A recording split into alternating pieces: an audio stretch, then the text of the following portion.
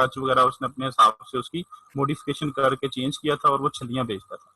और वो बैसाखी से मतलब कि बैसाखी से मोटरसाइकिल रिक्शे से उतरता था और उसके बाद पीछे जाता था, छलियां बेचता था और फिर दोबारा वो रिक्शा चलाता था और चला के ले जाता। और वो बंदा रोजाना हमारी स्ट्रीट के अंदर आता है जो कि ये चीजें बेचता। और मेरी उससे डिस्कशन होती है, मैं उससे कहता हूँ कि ये मोटिवेशन कहाँ से आई। वो कहता है कि यार मैं मतलब कि समझता था कि मैं नहीं, लेकिन मैंने जब अपने आप को समझा कि नहीं भाई मैंने करना है, मैंने हाथ नहीं फैलाना और मैं करना है और मैं कर सकता हूँ।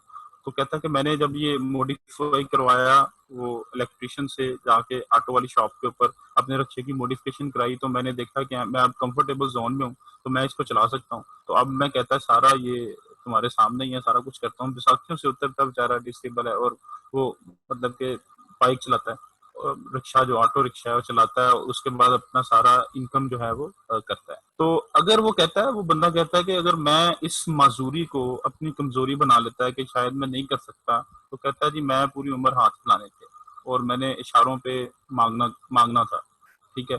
तो इसके अंदर जो माइंडसेट, अब फुलर की जो फैमिली थी उनका माइंडसेट ये बना हुआ था कि हम जो है वो जैसे हैं हमने वैसे रहना है, हमने चेंज नहीं होना। तो फुलर को उसकी अम्मी ने जो है वो उसको कहा कि वी आर नॉट पुअर, हम अमीर हो सकते हैं, हम इस वजह से अमीर हैं। तो फुलर ने ये कहा, जब इसका इंटरव्यू लिया गया तो इसने ये कहा कि मैं जो चाहता था ना वो मैं जो चाहता था बनना, रिच होना, मैंने वो सोचना शुरू कर दिया। लेकिन मेरे पास अपॉर्चुनिटीज नहीं थी, लेकिन मेरे पास चीजें नहीं थी, लेकिन मेरी परसिस्टेंट था, मैं कंटिन्यूअस था, मैं बार बार उसके लिए कोशिश कर रहा था। इसको कहते हैं ना रेपिटेशन रेपिटेशन रेपिटेशन। यानी ये कहते हैं कि मैंने मुसलसल इसको हिम्मत नहीं हारी। और कहता है मैंने साबुन का काम शुरू किया। इसने 7 साल की उम्र में साबुन का काम शुरू किया, ये गली मोहल्लों में साबुन बेचता था और तकरीबन 11 साल यही काम करता था, साबुन बेचता था। और 11 साल के अंदर जिस कंपनी से ये साबुन लेता था वो कंपनी जो है उसकी नीलामी हो गई।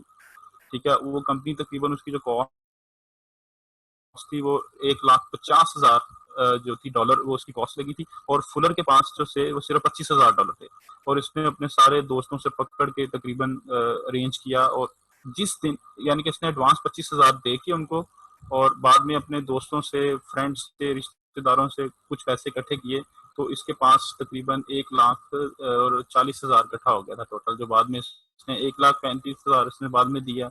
और उसके बाद जो इसके पास 10,000 रुपया कम था। और ये एक अमेरिका की एक जो बिजनेस स्ट्रीट है वहां पे गया और इसने जाके वहां पे इसके पास सिर्फ मतलब कि थोड़ा टाइम रह गया था, रात को 12 बजे अगर इसने 10,000 ना देता तो इसके 1,40,000 जाया हो जाने थे। तो इसने क्या किया, इसने एक घर का विंडो के अंदर एक बंदा बैठा था और वो लाइट चल रही थी, तो ये बंदा वहां पे गया फुलर, और इसने जाके उस बंदे से कहा कि क्या आप चाहते हैं कि मैं आपको $1,000 दूं